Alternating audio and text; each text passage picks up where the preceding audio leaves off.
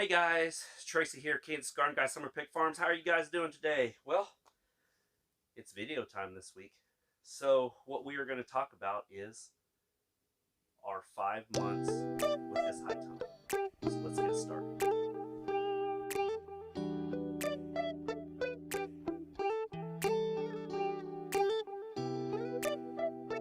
Hey, what's up?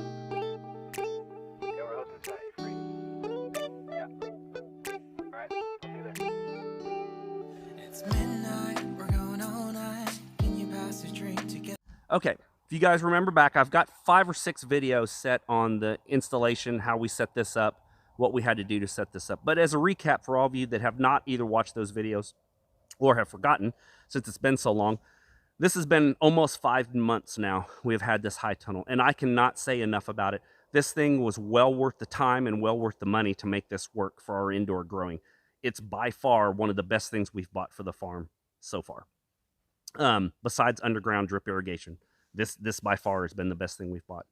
You know, I get a lot of people ask me how we built the in walls or how did you guys do that? How much did it cost? I'm going to try to answer all those questions in this video. Like I said, we'll start with the elephant in the room, which was the cost. And to be honest, it's going to differ everybody. Everybody's going to have different costs for this high tunnel because do you have the wood already in your possession? I had all these 2x4s and everything that I purchased for another project that I had sitting in the garage that were extras. So I didn't have to buy those. Now, if you go out and buy 2x4s now, if you guys have bought 2x4x8s now, you know they are $7 a board now. So you're doubling what it costed a year ago to buy 2x4s. So you guys got to include that into your price also.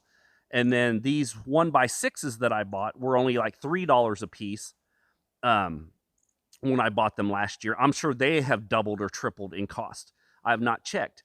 So that's going to be a differentiating cost in your guys' price, what part of the country you live in to begin with, and also what the wood prices are. The reason why I went with a DIY kit versus a complete turnkey out of the box kit was for cost. That was the driving factor in this kit. You know, a lot of people ask me what I spent. If you guys remember, this is a 20-foot wide, a little bit over 13-foot tall, 65-foot length high tunnel kit.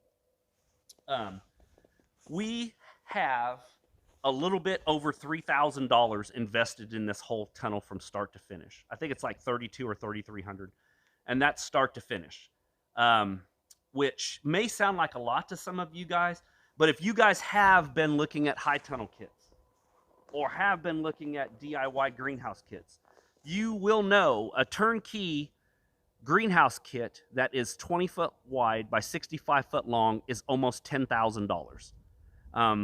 And some of you may think, you know, that's not a lot of money. To me, that was a lot of money. That's the reason why I went with the DIY kit. I am very handy out in the garage, so there was no big deal for me to bend these poles. I bought the pipe bender from Bootstrap Farmer. I bent these poles. It's in one of my videos. Very simple to do. It was a 2-man job. You could do it by yourself, but I did it with a buddy to make it easy. We tech screwed them together. Bam, bam, bam. We put them together. Everything was great. Now, the only thing saying with that is you do not get the perfection as you do with the machine rolled piece of steel. When you use the machine, you pay at extra cost for somebody down at Bootstrap to bend these poles in a machine for you and semi-truck ship them to your house. I did not have to pay for none of that because, for one, I bent the poles myself, and for two, I picked them up at my local home improvement store and brought them home myself. So I did not have to incur that trucking charge of shipping to get here from Texas to Kansas. And two, I like doing this kind of stuff, so it was no big deal for me. So let's take a walk inside. It's currently 90 degrees in here today. It's only 8 degrees outside today, but it is 90 inside of here. So my glasses are probably going to fog, or the camera's going to fog, and I apologize for that.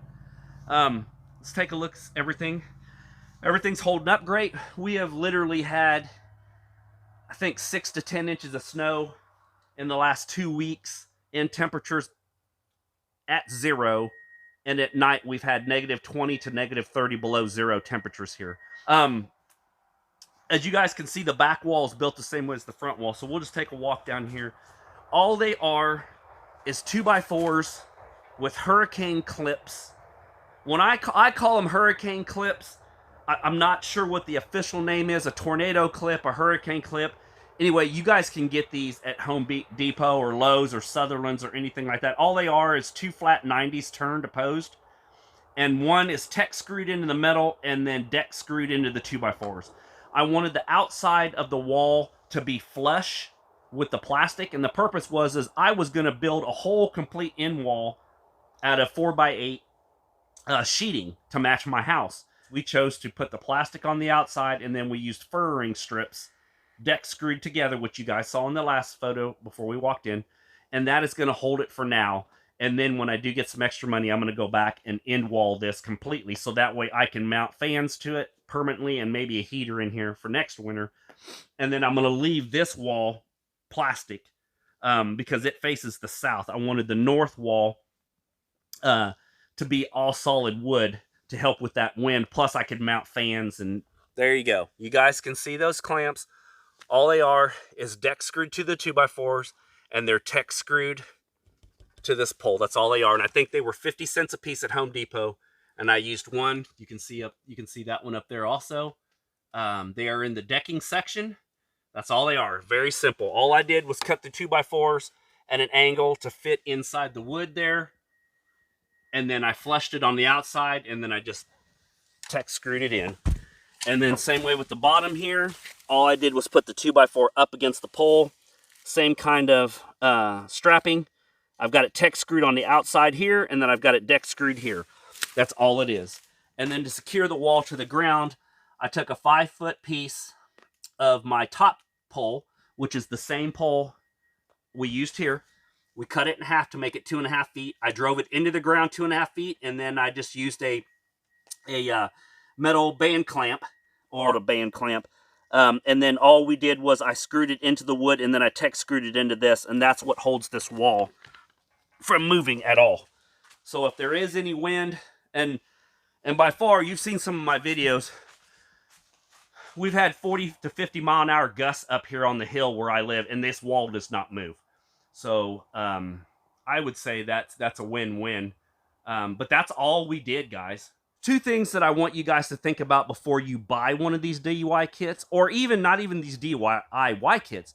If you buy a complete turnkey right out of the box kit is, well, 3 things actually. 1, the most important thing you need to think about is water. What are you guys going to do for water in your high tunnel?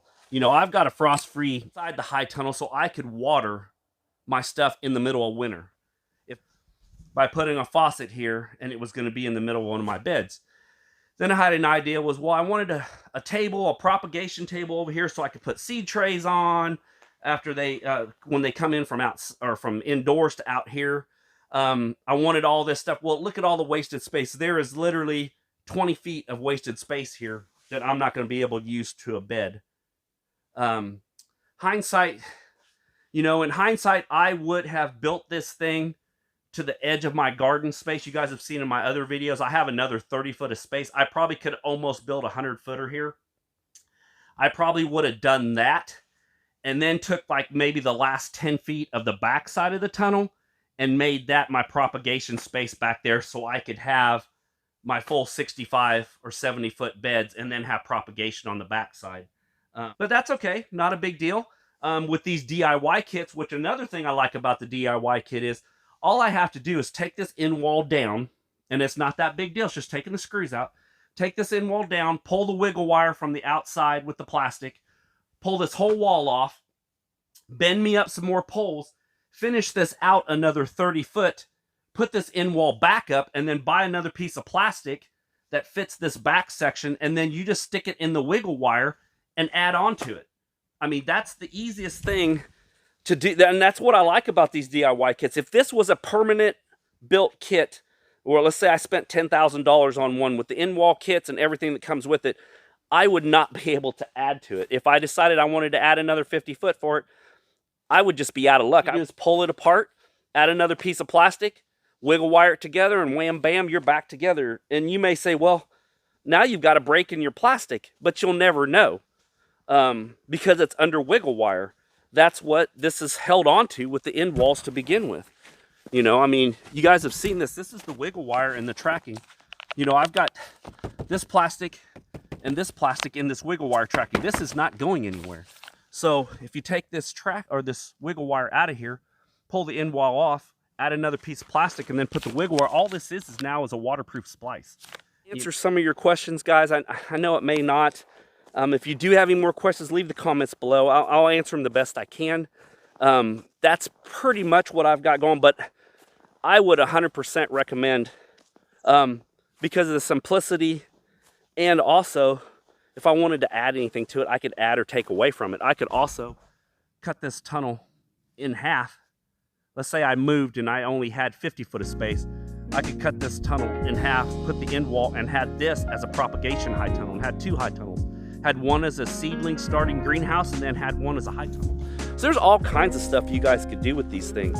But anyway, guys, I'm gonna just wrap that video up there. Hopefully this was informative. Please leave your comments below if you guys had any other questions.